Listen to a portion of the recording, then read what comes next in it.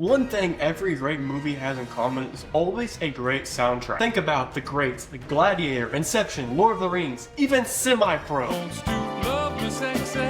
But what is better than just one great movie soundtrack? A whole franchise of soundtracks. So I'm going to be finding the top 10 movie franchise soundtracks of all time. To be a franchise, it just needs to have 3 or more movies, and I'm not just ranking how good the soundtrack sounds alone, but also how well it goes with the movie. So with the rules out of the way, it's time to start with the honorable mentions of Cars, James Bond, Fast and Furious, and Avengers. Your soundtracks are good, but like Qui-Gon's fighting skills, not good enough. So now at number 10 is Home Alone. There are technically 3 movies, even though this one's an absolute disgrace. So yes, it counts. And you're probably thinking, what the actual heck is this pick? But honestly, this soundtrack slaps hard on my dad's belt for no reason. First off, the main theme is like a crossover between Harry Potter and Christmas, and it is such a good track. Plus, let's not forget the theme when they are sprinting through the airport. And definitely don't forget my favorite part of the movie is the Carol of the Bells remix drop. I mean, sure, it's not original, but it still slaps. John Williams did not need to go this hard for a comedy movie, but hey, I'm sure glad he did. And the rest of the soundtrack's pretty much just Christmas music, and while good, there are obvious bonus points for original songs, and this franchise had some, but it is nothing compared to the heat ahead. Like with number 9, How to Train Your Dragon. The first movie is kind of like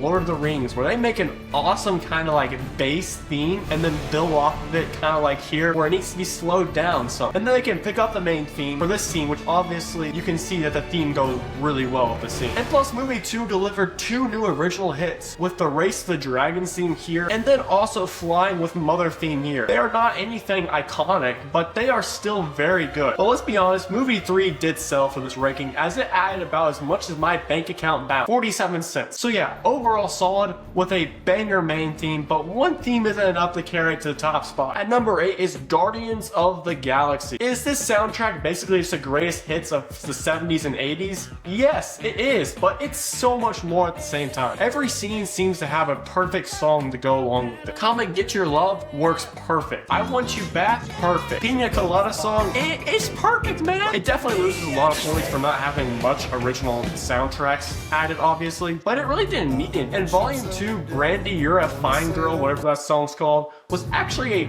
part of the plot, which is so cool since, like, when else do you see the soundtrack actually getting played in the movie? And it happens twice in this one. It's awesome to see. It's just very uncommon, and even less common to have a mini tree dancing to this song. Also, they did have an original theme, and it is certified fresh, even though it gets played like for 30 seconds one time. And there's so much upside, but it only gets better on this list, like with number 7, The Dark Knight. The first movie was low-key weak in terms of music, with a good point here, but the reason it's at number 7 starts with the Dark Knight soundtrack. First off, the Joker wouldn't have been as amazing without this music. Don't get me wrong, he would have been a good villain, but nothing compared to what he is now. I mean, the music has sent him to legendary status. Don't even get me started to the themes that play when Batman pulls up. It's always the sexiest shot possible with a tough theme in the background. And then the tension that is able to be created with the music alone is honestly just so impressive, especially in The Dark Knight Rises. The whole trilogy built up to one shining moment of the Batman sacrifice, and the music went right along with it the entire time. When girls ask why I don't cry during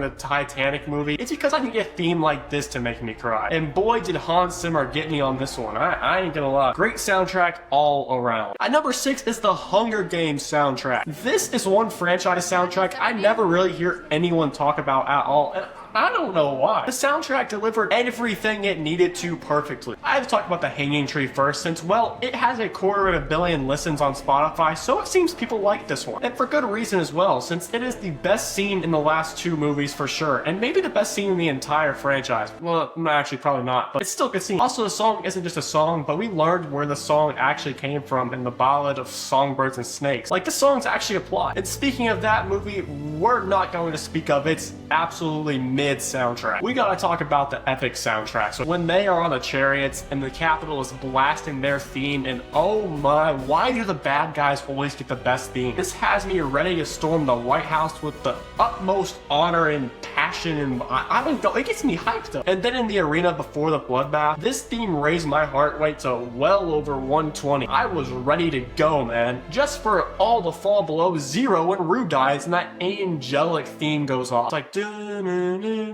oh, that was not even close. But I mean, it had me legit sad. The theme that plays when they win is also just a cherry on top for me, as it is a song of victory, but also deep sadness. Man, I just can't wait to get depressed watching the new one whenever that comes out. At 5 is Lord of the Rings. Okay, so I was editing, and honestly, I have no idea why this movie is so low. I was on something for real, because what the heck was I thinking? Look at these play numbers on Spotify. I'm just so sorry about this, but it is honestly too late to change stuff now, so I guess we have this movie franchise at 5, I guess. Also, while we're at it, if there's any sections in this video that are muted, that's because I am pushing the limits of copyright law. Please have mercy on me, YouTube. At number 4 is Dune. Okay, yeah, only 2 movies released in this franchise so far, but the third one is on the way, so might as well just call it a franchise at this point. And are we surprised that Hans Zimmer is on this list again? Also, did y'all know he did the Skylanders theme? Off topic, but awesome fact. Anyway, while watching these movies, I don't know if I enjoy the movie more or the soundtrack more. The whole soundtrack is a movie in itself. I just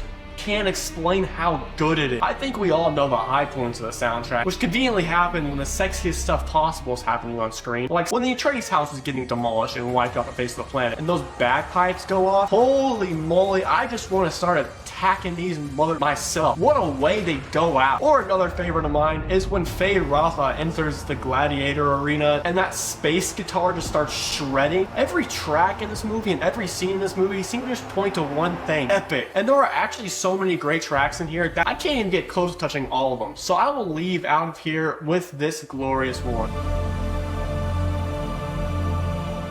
At number 3 is Harry Potter. Is this just here mostly because of nostalgia? Yes. It is. Everyone knows the main theme. Well, I hope so, at least. I mean, where have you been if you don't know it? But it has so much more throughout all the movies, with the more magical and fun themes at the start, like this one. And then towards the end, when everything's getting dark and gruesome, we get some more epic and serious ones, like the Battle of Hogwarts theme. And then we have the band absolutely vibing and jamming out after, spoiler alert, after Cedric got smacked. And the band did not care, man. It was party time. But the best theme of the whole series, though, had to be when Dumbledore got off. I'm not saying that I'm happy Dumbledore got killed, but it may have been worth it for this emotional jump off a building type of theme. This had me sobbing like I personally knew Dumbledoodle, whatever his name is. It's just so sad, but so good at the same time. At number 2 is Pirates of the Caribbean. Guess who was on the track? It was Hans Zimmer, of course. We all know the main theme, but honestly, there are so many other amazing tracks that are overshadowed by the main theme, such as the theme for At World's End. This scene is just so beautiful to watch, too, and to listen to, too. That's too many, too. Every fight scene in this movie feels live, man. It is crazy how a movie can be so unserious, and then serious and awesome at the same time. All of this was really based off a little water ride, too. It's just crazy. The love theme for Will and Elizabeth might be the best ever. Like, I'm not kidding. I want to get married to this theme. If my fiance doesn't agree, it wasn't meant to be, I guess. And I haven't even talked about the villain themes yet either. Davy Jones is such a badass that he has his own theme that he plays. He plays his own theme. That's unheard of. And we need more villain themes to have the organ in it, because this actually like struck fear into me. And the last theme I'll talk about for this one is when Lord Cutler Beckett gets blasted into 1,000 pieces. Honestly, this is the most epic way to die. Like I would say my goodbyes tomorrow if it would look this cool. A captain goes down with the ship, and man, that music is so good. Hans Zimmer, how are you so good? Number 1 is none other than AJR. Thirsty, thirsty Thursday. Yodeling, yodeling. Non-playing Star Wars. I know I'm obviously a big fan. You can tell, but it is the best across the board, objectively. Everyone knows the Star Wars main theme, and they also all know the Imperial March. Oh yeah, they are also know, or at least familiar with the Duel of Fates, and that's just scratching the surface of the amount of amazing track Johnny Boy cooked up here. I mean, he's got everything in there. You want a love theme? You have one, and an absolutely stunning one at that. I could listen to this all day and wish I had a girlfriend. You want a victory theme? You got that. This track got me feeling like I'm actually doing something with my life. You want a song you can listen to whilst murdering children? You got it, man. Not that you would ever need that, but if you don't subscribe right now, I will kill you.